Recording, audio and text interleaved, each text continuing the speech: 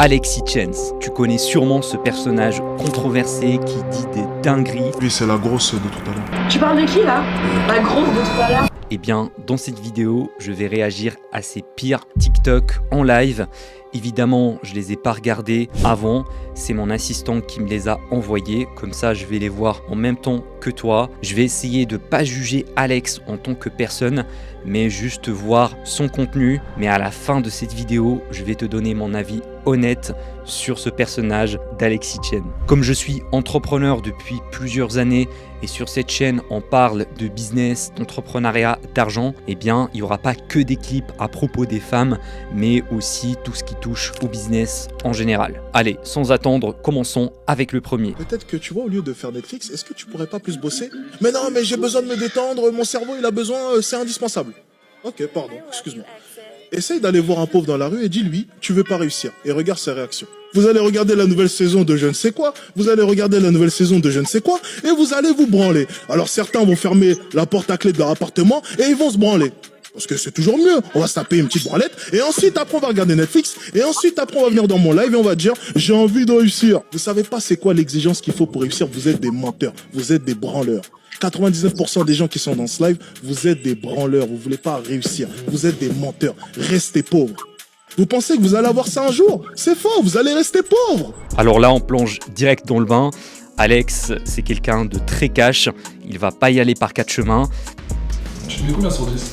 10. Je dis 10. Je sais pas, moi se mentir à soi-même, c'est pas beau aussi. Et sur ce point-là, je le rejoins à 100%. Effectivement, beaucoup de gens parlent beaucoup.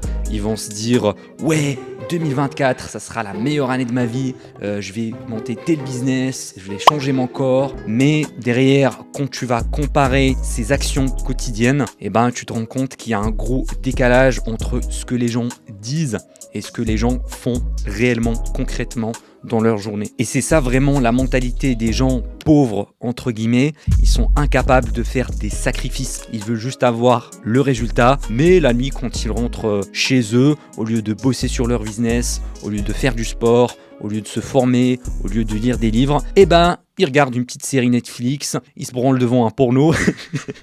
Tu connais bien, les gens, ils sont très addicts à la dopamine. Ils préfèrent leur quotidien confortable au lieu de sacrifier des choses, de passer à l'action. Et moi-même, en tant qu'entrepreneur, j'en ai fait l'expérience. Il y a des nuits où je dors pas assez, quand j'ai vraiment des grosses tâches à faire. Pareil, je passe beaucoup moins de temps avec ma famille, avec mes potes. J'ai fait plein de sacrifices. Je regarde pas de films, de séries, je joue plus aux jeux vidéo, etc. Je me rappelle bien d'une citation qui m'a marqué, qui dit que si t'es pas capable de sacrifier pour accomplir tes rêves, eh bien ce sont tes rêves qui vont devenir des sacrifices. C'est tellement vrai parce que dans la vie, on n'a rien sans rien. Si tu fais comme 99% des gens, tu mènes une vie de médiocrité, tu feras jamais partie du top 1%. Le top 1%, c'est des gens qui sont disciplinés, qui passent à l'action, qui ne cèdent pas à leurs pulsions et qui ont bien mérité leur succès. Personne n'est rentré dans mon live et m'a dit, c'est dégueulasse, tu gagnes de l'argent et t'aides pas les associations. Nous, on donne des plateaux repas, les soirs on les distribue, on aide la... J'ai dit, connasse, va. Si tu voulais vraiment changer les choses, tu sais ce que t'aurais fait? Tu serais devenu multimillionnaire, connasse, et t'aurais fait des dons, salope. Mais tu l'as pas fait, parce que c'est beaucoup plus simple d'aller travailler pour un organisme et donner des plateaux repas comme ça. Par contre, c'est beaucoup plus dur d'aller faire de l'argent, d'aller poser son cul et jamais savoir ce que tu vas gagner le lendemain, gagner de l'argent, et là aller réellement aider les gens. Ça, c'est beaucoup plus dur. Mais ça, personne ne veut le faire. Et maintenant, lorsqu'on gagne de l'argent, on va nous conseiller où mettre notre argent. C'est beaucoup trop simple. Alors là, je suis d'accord avec lui sur le fond, même si la forme, c'est un peu choquant, c'est un peu hardcore, on va pas se le cacher, mais c'est ça Alex, c'est un personnage qui est comme ça dans l'extrême, parce que ce qu'il a dit est vrai. Quand tu as de l'argent, tu as beaucoup plus d'impact que quelqu'un de pauvre. Par exemple, Jeff Bezos ou les gros milliardaires, ils peuvent donner 1 milliard d'euros à une association, ça va aider des milliers, voire des centaines de milliers de personnes, alors que si tu es une personne juste lambda qui a un travail normal, bah, le mieux que tu pourrais faire, c'est juste faire du travail associatif, parce que l'argent, c'est du pouvoir. Je sais qu'en France, on a cette relation négative avec l'argent. On dit que les riches, c'est des salauds, c'est des voleurs, machin. Mais c'est totalement faux. L'argent, c'est une sorte d'énergie neutre. C'est ton utilisation qui va dicter si c'est bon ou mauvais. Par exemple, Bill Gates, qui est un grand milliardaire, avec son association, il a décidé d'éradiquer le malaria et plein d'autres maladies en Afrique. Un seul homme, Bill Gates, peut impacter tout un continent grâce à la puissance de l'argent. Mais il faut pas se le cacher, les riches aussi, ils payent des impôts et ces impôts-là, c'est eux qui financent vraiment toute l'infrastructure. Donc si tu veux avoir un gros impact sur ton entourage, sur ta famille, sur tes amis, sur les associations, peu importe, l'argent est un grand atout. De tes 17 ans à tes 23 ans, tu vas pouvoir tester tout un tas de business, te mettre dans la merde, perdre de l'argent, mais en gardant une sécurité, c'est-à-dire tes parents qui vont continuer à te nourrir au moins jusqu'à tes 23 ans. Tu as 6 ans pour réussir. Après ces 6 ans, ça va commencer à devenir compliqué. Tu as déjà 6 ans, là, gratuit. 6 ans où tu peux capitaliser. Mais toi, vu que tu n'as que 17 ans, tu vas dormir et te réveiller à tes 23 ans. Je valide totalement ce qu'il a dit. Quand t'es jeune, c'est le meilleur moment pour construire ton futur. Si tu as entre 16 et 23 ans, vraiment profites-en pour te former, tenter des business, faire des aventures, tester des choses, faire du sport, voyager, vraiment sortir de ta zone de confort parce que c'est à cet âge-là où tu as le moins de responsabilités. Tu n'as pas de loyer à payer, tu vis généralement avec tes parents, c'est eux qui payent la bouffe, toutes les charges, parce qu'une fois que tu rentres dans la vie active, que tu prends ton propre appart, que peut-être tu as une copine, tu fondes une famille, donc ne perds surtout pas le temps, c'est une denrée rare, c'est la seule chose qui est limitée. L'argent, tu peux en perdre, c'est pas grave, tu peux le regagner un peu plus tard. Quand un jour est passé, c'est bon, il a disparu, tu peux jamais le récupérer. En plus, moi personnellement, mon plus grand regret, c'est de ne pas avoir commencé plus tôt. Je me suis intéressé à tout ce qui est entrepreneuriat quand j'avais 19 ans, mais je me suis passé réellement à l'action que lorsque j'avais 20 ans. Et honnêtement, j'aurais pu le faire beaucoup plus tôt que ça. Quand j'avais peut-être 15 ans, 16 ans, 17 ans, je serais certainement multimillionnaire. C'est un peu raté à ce niveau-là. C'est pour ça que je me dis que tous les jours, il faut que j'avance vers mes objectifs, voire même rattraper le temps perdu. Donc, s'il te plaît, si t'es jeune, ne te dis pas que c'est pas grave, t'as encore le temps, tu peux profiter de ta jeunesse. Non, ça c'est des putains de conneries. Ne gaspille pas ta jeunesse et t'inquiète pas, quand t'auras 30 ans et que tu seras multimillionnaire, t'auras largement le temps de voyager, de sortir en boîte, de profiter de la vie, mais construis d'abord ton futur financier et ta sécurité. Ça, c'est pas un souci. Ok? Donc à ce niveau-là, on est bien. Maintenant, on va parler argent, parce que c'est plus important. On va parler argent, donc ça, c'est plus important. C'est pour ça que j'ai confiance, c'est pour ça que voilà, tout le monde a confiance. Ok. Parce que derrière, j'ai les meilleures maisons, quoi. Ok, d'accord. D'accord, donc... Yeps. Viens ma petite chienne, viens me suivre. Bon, comme tu l'as remarqué, ça n'a pas trop bien marché. Mais moi je veux faire l'amour! Non.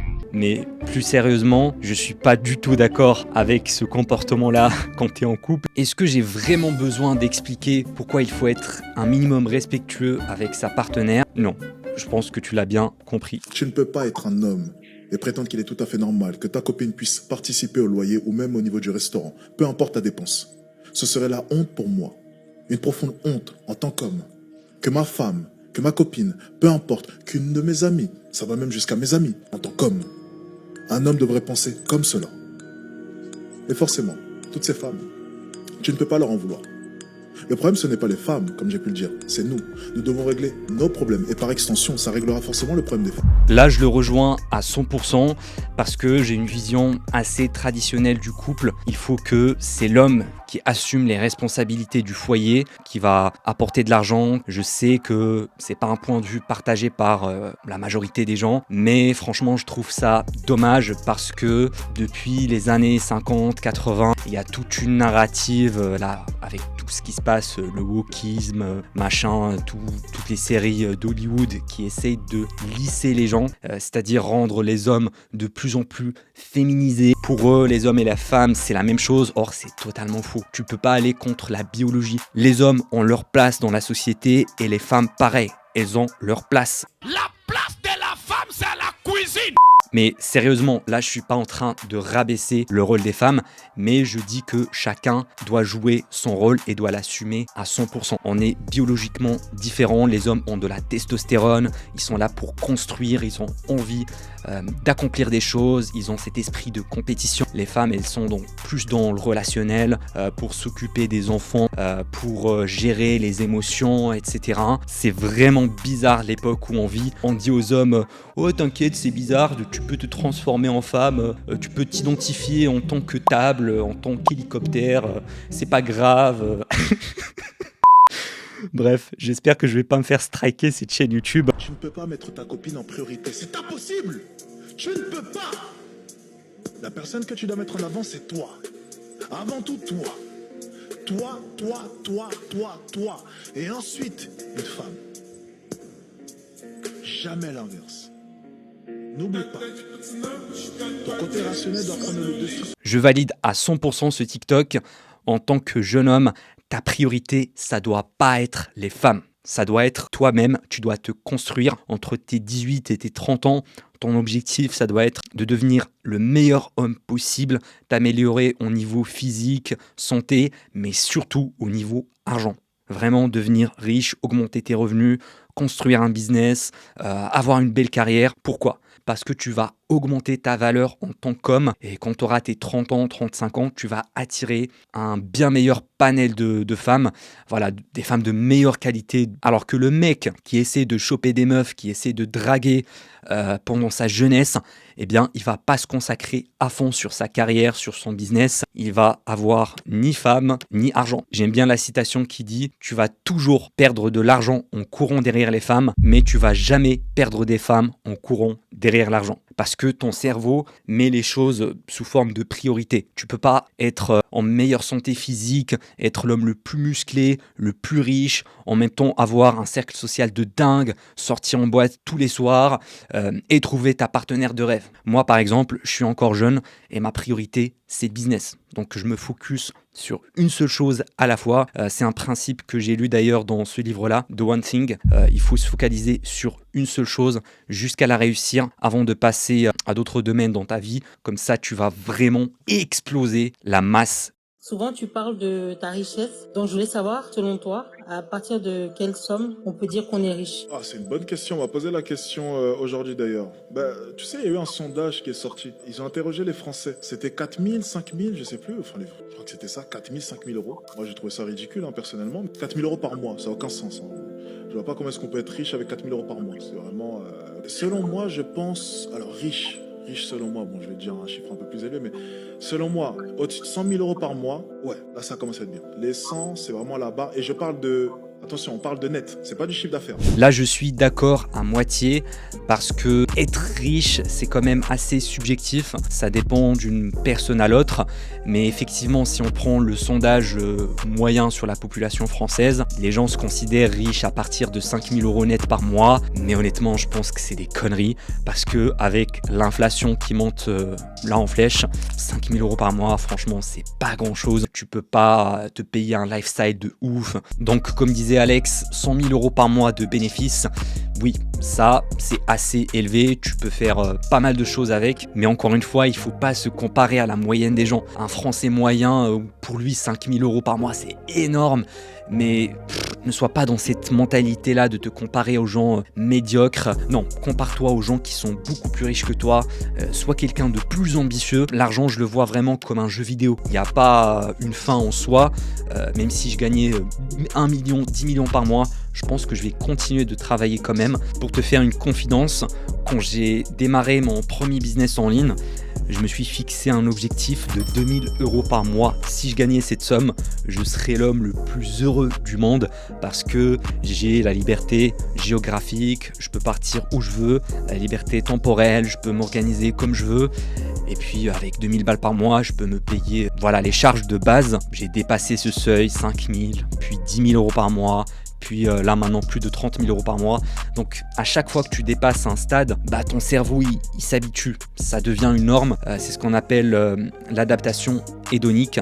Mais l'autre point qu'avait souligné Alex, c'est le sentiment de richesse. Tu l'as quand tu dépenses sans compter. Moi, comme tu le sais, j'étais un étudiant fauché à la base et j'arrivais à peine à boucler mes fins de mois.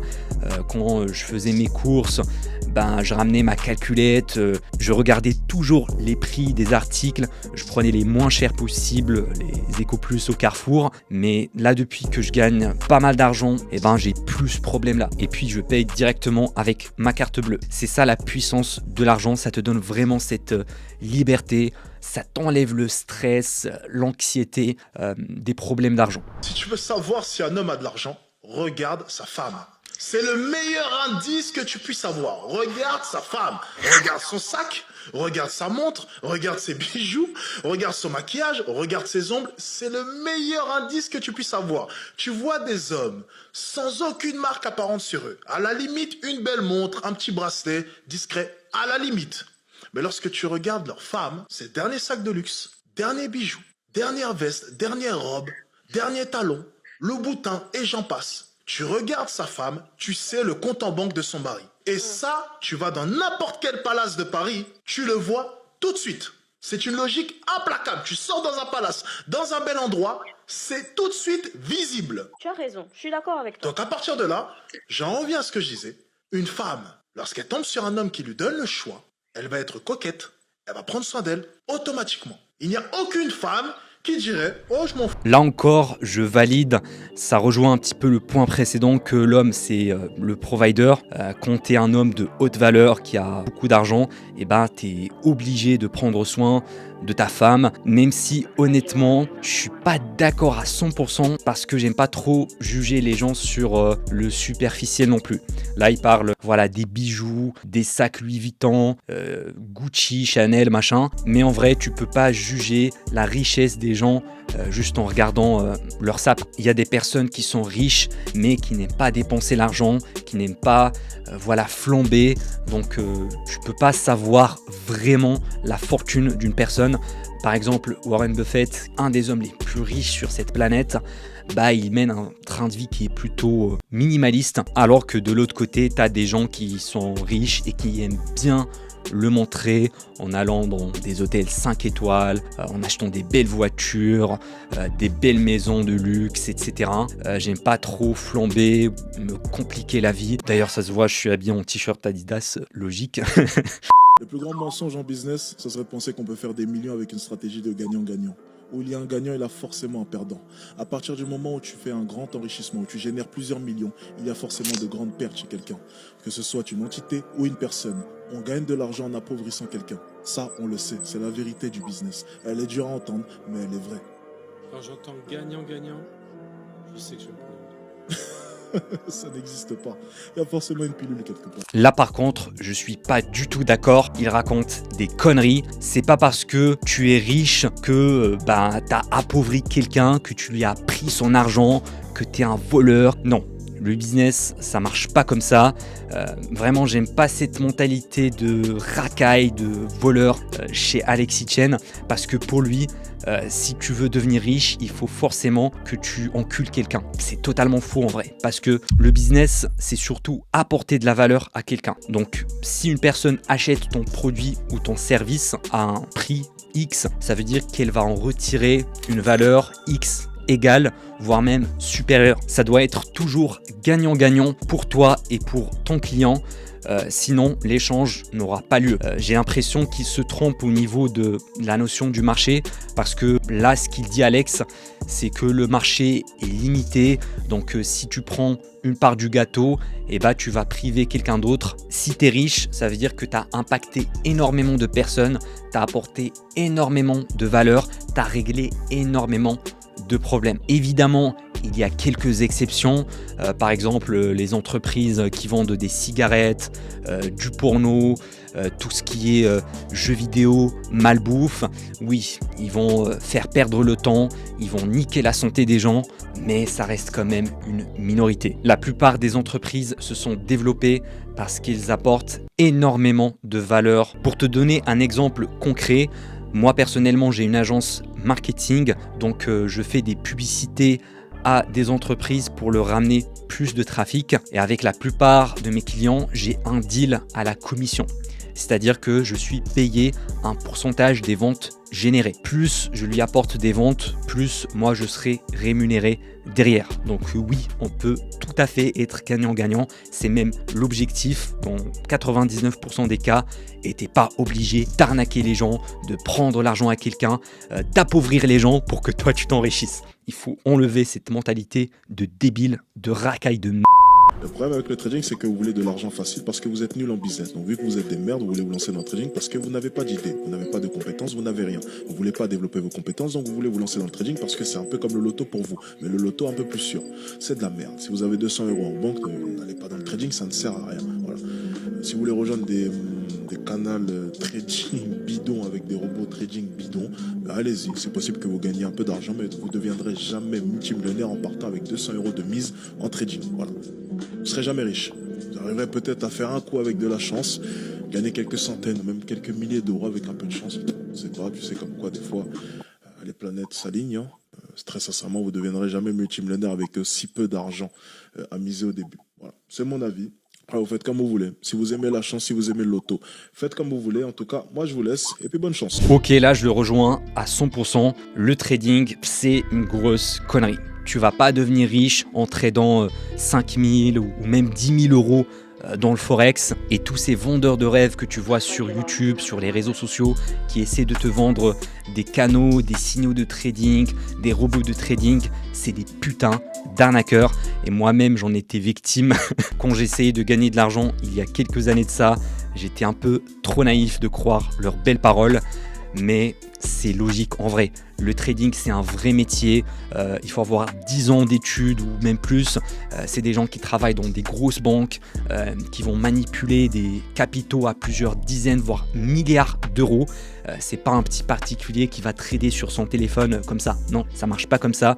Le seul et unique moyen de devenir, c'est de créer un vrai business. Tu crées une entreprise, tu vends un produit ou un service sur le marché et tu es rémunéré en contrepartie. Mais le meilleur retour sur investissement, c'est grâce au business. Parce que quand tu investis dans une formation, quand tu investis dans une équipe, quand tu vas déléguer à des freelances, quand tu vas investir dans des logiciels, ok, donc s'il te plaît, reste loin du trading, oublie cette idée de merde et concentre-toi sur tes compétences, tes connaissances et construis un business. Je gagne plus de 100 000 € par mois actuellement. J'ai 23 ans. Est-ce que franchement, non, pause. Est-ce que tu penses sincèrement que tu vas m'apprendre comment faire de l'argent? Tu gagnes combien toi? Non. Tu gagnes combien toi? Moi, je suis. Tu gagnes combien? Non, tu gagnes combien? Je gagne plus que les ingénieurs. Tu gagnes combien toi? Combien? Je gagne 160 000 $ par an. 160 C'est énorme pour une salariée. 000 $ par an? Ouais. Voilà. Tu gagnes pas plus que moi. Donc m'apprends pas comment Oui, faire de je l'argent. comprends. Non. 160 000 $ après impôt, tu gagnes rien. Une personne qui gagne moins que moi, elle m'écoute. Là, pour le coup, je ne valide pas du tout. En plus, il le fait d'une façon hyper arrogante. Il a vraiment un gros melon, même si je comprends là où ils vont en venir. Parce que tant que la personne ne gagne pas plus que lui, c'est pas une personne légitime pour l'apprendre quoi que ce soit. Mais personnellement, je suis pas du tout du même avis. N'importe qui pourrait t'apprendre quelque chose de nouveau, surtout dans son domaine. C'est pas forcément parce qu'il gagne moins d'argent que toi que c'est quelqu'un d'inférieur, qu'il faut l'ignorer complètement, que c'est une grosse merde. Bien sûr, écoutez les gens qui gagnent plus que toi parce que tu veux atteindre leur niveau. Ils ont pris le même chemin que toi. Mais moi perso, j'aime bien discuter avec qui gagnent autant que moi, des potes entrepreneurs, voire même des salariés. J'ai pas du tout cette attitude de prendre les gens de haut parce qu'ils gagnent un SMIC. C'est quand même débile de juger les gens sur leur fiche de paie. Même si tu réussis à faire énormément de choses, garde toujours de la tête sur les épaules, voilà, les pieds sur terre. 80% de ton apprentissage, tu dois t'inspirer des gens qui sont supérieurs à toi. Voilà, tu vas essayer de reproduire leur même succès tout en restant humble. J'ai moi-même travaillé pour Alexis Chance, pas en tant que monteur vidéo, mais bien en tant que graphiste. Je lui ai réalisé ses miniatures YouTube et ses covers de formation, et depuis un an, tout se passait très bien. Arriva la sortie de School Addict 1.0. Pour la sortie de sa formation, j'ai donc dû réaliser une vingtaine de visuels. Mais au moment de régler, malheureusement, je n'ai eu ni réponse de son manager, ni réponse d'Alexis Chance. Deux bons gros lâches, quoi. Tous les screens sont retrouvables sur Twitter, on y voit clairement que j'ai demandé mon dû à Alexis Chance et qu'en retour, la réponse a été de me bloquer. Voilà, je n'ai plus accès au compte. Je vais clarifier quand même un point. Vous vous rappelez tous de l'histoire du monteur qui avait DM une 5 sur 10 ? Qui, dans mes putains de salariés, a DM une 5 sur 10 avec ma tête en photo profil ? Eh bien, c'est lui. Et il est vrai que j'ai gardé de la rancœur en travers cet homme qui avait osé envoyer un message à cette 5 sur 10 sans maquillage. J'avais gardé une putain de rancœur. Une foutue rancœur. Et ces deux acolytes,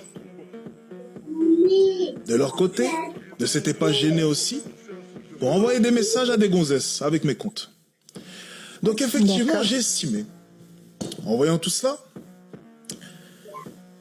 qu'il était juste ou non, c'est vrai que c'est discutable quand même, de prendre leur salaire et d'aller les dépenser dans des boutiques de luxe. Là par contre, je valide pas du tout, je suis contre cette attitude de lâche, de bâtard, de ne pas payer ses salariés, de les arnaquer tout simplement.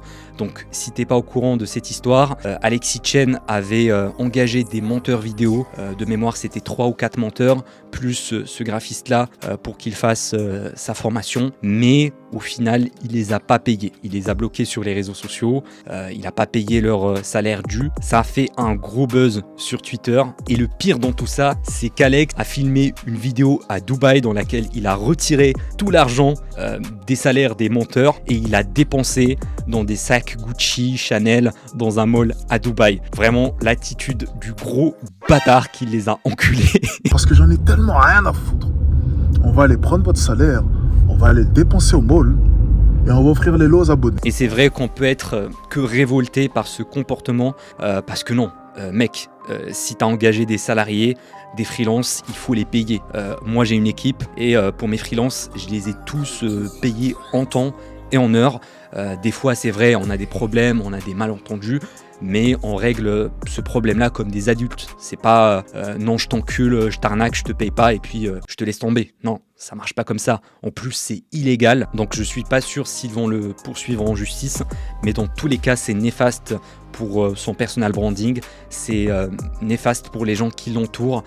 Je suis sûr qu'il va pas retrouver des collaborateurs qui sont vraiment très très bons, parce que des vrais bons monteurs, je pense qu'ils voudront pas travailler avec lui à cause de son attitude inacceptable. C'est leur argent, on s'en fout. On va reverser ça aux abonnés. Donc ne faites pas comme ça les gars, s'il vous plaît. Payez vos salariés. Maintenant, pour te donner mon avis honnête sur ce personnage d'Alexis Chen, eh ben, premièrement, ce que j'ai bien aimé chez lui, c'est qu'il est cash. Vraiment, il mâche pas ses mots, il est très direct avec son audience, il dit tout haut ce que les gens pensent tout bas, donc il a une grosse paire de couilles d'afficher ça directement sur internet. Tu passes donc plusieurs heures sur les réseaux sociaux et sur YouTube et tu gagnes toujours pas 5 chiffres par mois? T'es une merde. Même si son discours va pas plaire à d'autres personnes, mais c'est ça le principe, il veut être polarisant. C'est quelqu'un de très intelligent à ce niveau-là, il sait comment attirer l'attention, il sait faire le buzz. Je suis sûr que dans la vraie vie, c'est pas sa vraie personnalité. Je suis sûr à 100% qu'il est en train de surjouer ce rôle-là de mec arrogant, qui a cette attitude hautaine, qui fait ça surtout pour provoquer les réactions, pour provoquer des commentaires sur TikTok, sur YouTube Shorts, parce que les algorithmes marchent comme ça. Donc il sait très bien ce qu'il fait, il veut générer un maximum de buzz, attirer du trafic et vendre sa formation. Par contre, ce que j'aime pas chez lui, c'est cette mentalité-là d'arnaqueur, de voleur, de se dire voilà, je vais prendre l'argent à quelqu'un, si je suis gagnant, c'est que forcément l'autre est perdant. Pareil, comme il a arnaqué ses monteurs vidéo, il les a pas payés, c'est pas un comportement d'adulte. Ce qui est encore plus grave, c'est qu'ils enseignent ça à ses élèves dans ses formations en ligne. Il leur dit Voilà, il faut être malhonnête, c'est ça le business. Il faut faire du sale, il faut mentir aux gens, il faut mentir à tes clients pour leur vendre à tout prix ta merde. Et moi, je suis pas du tout d'accord avec ça. Parce que c'est pas soutenable sur le long terme. Certains l'accusent aussi de plagier Andrew Tate, et c'est vrai que sur pas mal de ses TikTok et de ses formations en ligne, il a copié plusieurs extraits d'Andrew Tate, mais on va dire que plagier sur le marché américain, c'est quand même assez intelligent parce qu'il sait déjà que ça marche ailleurs, donc pourquoi pas, ça va pas marcher en France, mais en tout cas il a pas mal de haters. Maintenant, si tu veux savoir comment j'ai monté mon propre business d'agence marketing, aussi appelé le SMMA, eh bien tu trouveras une masterclass totalement gratuite dans le premier lien en description qui t'explique étape par étape comment je suis passé de 0 à plus de 10 000 euros par mois de bénéfices avec ce business. Donc si tu es vraiment déterminé, on se retrouve dans le premier lien en description.